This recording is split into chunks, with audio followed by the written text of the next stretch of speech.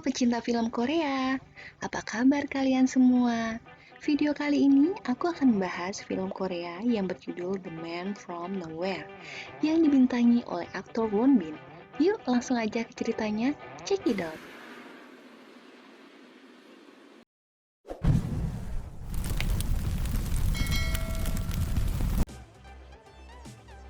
Ceritanya berawal dari detektif kepolisian yang sedang mengintai kasus narkotika.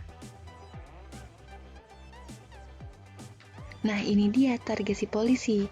Dia dijuluki dengan julukan si beruang. Di dalam klub, si beruang membawa sebuah tas yang berisikan paket barang haram itu ke seorang laki-laki yang berada di sana. Mereka terlihat melakukan transaksi. Polisi yang sudah berada di posisi masing-masing terus memantau si beruang tersebut.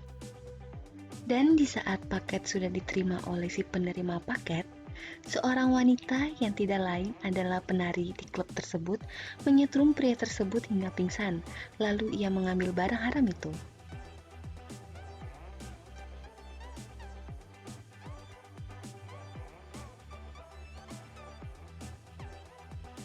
Si beruang mulai menyadari kalau dirinya sedang dipantau. Tak lama kemudian, dia mencoba kabur. Namun sayang, polisi sudah mengepungnya. Dia pun tidak bisa melarikan diri.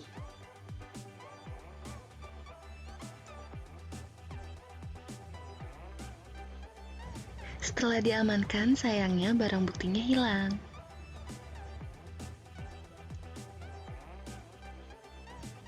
Singkat cerita, ada seorang pemilik toko gadai yang bernama Cha Tae-sik. Dia tinggal di lingkungan yang sederhana, dan dia orang yang pendiam dan sangat tertutup. Satu-satunya teman yang ia punya hanya seorang anak kecil yang bernama Somi. Hampir setiap hari, Somi selalu ke tempat Cha Tae-sik. Ada saja barang yang ingin dia gadai. Hari itu, dia ingin gadai iPod-nya. Dan melihat ada sebuah sosis, dia pun ingin ikut makan juga. Mereka pun akhirnya makan bersama. Tiba-tiba, ibunya Somi datang, memanggil Tae-sik keluar, dan menanyakan apakah Somi ada di rumahnya. Somi yang tidak mau pulang, dia langsung bersembunyi di bawah meja. Dilihat Somi tidak ada di dalam, ibunya Somi yang punya urusan berbeda, yaitu dia ingin gadai sebuah kamera. Ibu dan anak sama aja ya, sama-sama suka gadai. Di tempat yang berbeda, si beruang akhirnya bebas, karena polisi yang saat itu tidak punya bukti yang kuat untuk menahannya. Sekarang kita beralih ke sarang mafia. Dia adalah Myung, si bandar narkoba. Myung-gyu yang saat itu sedang kesal dengan anak buahnya yang bernama Mansuk, karena telah mengacaukan bisnisnya. Myung-gyu menyuruh Mansuk untuk mencari paketnya yang hilang itu dalam waktu 3 hari. Ibunya Somi yang saat itu jadi incaran para mafia, dimulai dari teman prianya yang menanyakan perihal paket yang ia sembunyikan. Somi yang saat itu ternyata berada di dalam rumah, melihat ibunya yang sedang disiksa, dia pun langsung merasa ketakutan. Saat itu yang terlintas di pikiran Somi hanya pergi ke tempat Tae-sik untuk berlindung, dan dia meminta izin untuk tidur di sana. Tae-sik yang merasa kasihan langsung menyuruhnya masuk dan memberikan tempat tidur yang nyaman.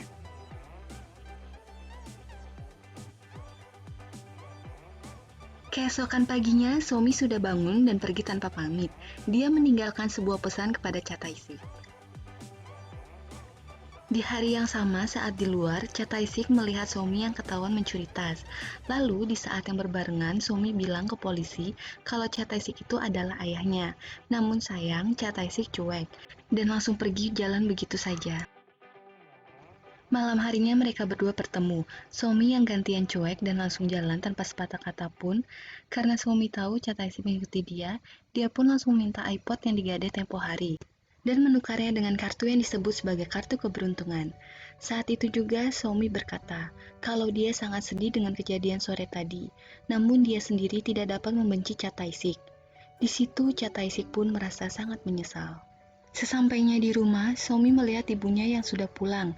Dia kaget kalau di rumahnya sudah ada orang asing yang sedang menyiksa ibunya. Sedangkan di tempat Cha Taisik, dia melihat gembok rumahnya terbuka. Ternyata si beruang dan temannya sudah ada di dalam. Cha Taisik yang hanya menganggap mereka maling biasa, dia langsung mengeluarkan dompet miliknya. Si beruang dan temannya kaget karena Cha Taisik jago bela diri dan berhasil melumpuhkan si beruang. Teman beruang langsung menelpon bosnya untuk minta bantuan ke atas karena keadaan di atas sedang memanas. Sampai di atas, kelompok mereka memberikan telepon ke Cha Taisik untuk berbicara ke bosnya. Bos si mafia bilang kalau Cha Taisik harus memberikan kamera yang digadai ibunya Somi tempo hari. Karena Cha Taisik tahu Somi diculik, dia langsung segera memberikan kamera itu dan ternyata di dalamnya ada sepaket narkoba. Melihat kemampuan Cha Taisik yang berbeda, mereka berniat untuk memanfaatkannya dan meninggalkan sebuah handphone di meja Cha Taisik. Saat itu juga Cha Taisik langsung mengejar mobil yang di dalamnya ada Somi. Di sini Cha Taisik merasa bingung apa yang harus ia lakukan.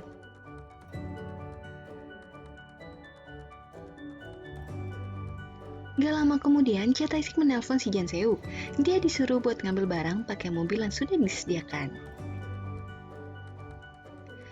Setelah barangnya sudah dipegang, Cha Taisik memastikan kapan bisa bertemu dengan Soemi dan ibunya. Jan Seuk lalu menyuruh Cha Taisik antar paketnya ke tempat Myungyu terlebih dahulu, tepat jam 6 sore dan tidak boleh telat. Setelah itu, dia baru bisa bertemu dengan Soemi dan ibunya. Cha Taisik yang merasa penasaran akan isi paketnya, dia ingin melihat ternyata isinya adalah narkoba.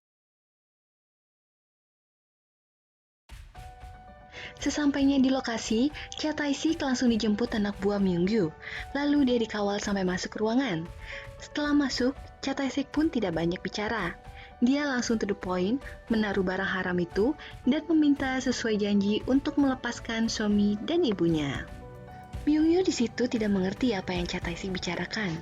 Gak lama kemudian, polisi datang. Myungyu menanyakan ke Cha Taisik siapa yang menyuruh dia. Byungju yang kesal langsung menelpon Mansuk. Taisik lalu dipukulnya dengan barang haram itu dan dikeroyok dengan bandit-banditnya. Namun karena polisi sudah semakin mendekat, mafia dan para bandit-bandit itu langsung kabur buat melarikan diri. Taisik yang hampir pingsan, babak belur dan banyak darah, masih mencoba untuk mengejar Myungju. Dia lalu menuju mobil yang gak lama kemudian mobil mereka bertabrakan. Taisik yang langsung keluar dari mobil, dia kaget setelah melihat isi bagasi di mobil yang ia gunakan. Ternyata di dalamnya ada mayat Ibu Somi yang sudah banyak jahitan di dalam tubuhnya. Taisik pun seketika lemas dan polisi menghampirinya dan dibawanya dia ke kantor polisi. Polisi yang saat itu bingung karena berkas Taisik yang terkunci, sedangkan Cha Taisik saat diinterogasi, dia melihat kartu keberuntungan yang diberikan Somi. Saat itu membuat dirinya memikirkan cara buat kabur agar bisa cepat menemukan Somi. Di lain tempat, Somi dilempar ke nenek-nenek yang masih doyan ngerokok. Dalam tempat itu, Somi tinggal dengan anak-anak yang senasib seperti dirinya. Dengan iming-iming supaya bisa ketemu ibunya, Somi harus menuruti perintah si nenek tua itu. Somi saat itu tidak mengetahui kalau ibunya sudah tiada. Taisik yang sudah berada di klub tempat dimana Jansuk sedang happy-happy, di lift tak sengaja bertemu dengan Mansuk. Tapi dia tidak mengenalinya karena belum pernah bertemu langsung. Mansuk saat itu langsung menelpon adiknya buat keluar dari sana. Taisik yang sudah berada di dalam toilet, dia pun langsung bertemu teman si beruang yang tempo hari datang ke rumahnya. Lalu ia bertanya kepada si teman beruang itu, di mana posisi Somi sekarang. Dia pun menjawab kalau Jansuk dan Mansuk yang tahu di mana Somi. Saat Cha Taisik keluar, dia bertemu dengan anak buah Jansuk satu lagi. Lalu pertarungan pun dimulai di antara mereka berdua.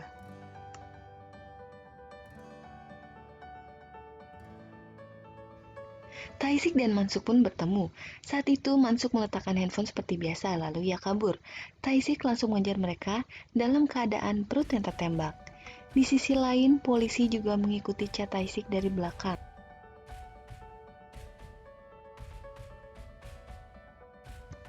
Dalam perjalanan, Taisik langsung menelpon Mansuk dan bertanya kenapa ia membunuh ibunya Somi. Apakah hal yang sama juga terjadi kepada Somi? Mansuk pun menjawab kalau organ tubuh Somi masih belum matang, cuma kornea matanya saja yang bisa dijual. Mendengar perkataan itu, Cha Taisik murka lalu ia bilang kalau hidup Mansuk hanya untuk hari esok. Taisik yang sudah lemah tak berdaya karena pendarahan hebat, meminta bantuan kepada teman lamanya. Temannya pun langsung mengeluarkan peluru yang ada di dalam tubuhnya Cha Taisik. Hal itu membuat Taisik demam tinggi dan butuh istirahat. Keesokan harinya, temannya menanyakan apa yang terjadi. Cha Taisik pun menceritakan kalau dia sedang menyelamatkan seorang anak kecil dari mafia. Lalu ia meminta temannya untuk menyiapkan senjata yang berisikan 10 peluru. Pembalasan sang ajusi pun dimulai. Dia memotong rambut, memakai jas hitam, dan menyiapkan senjata beserta pelurunya.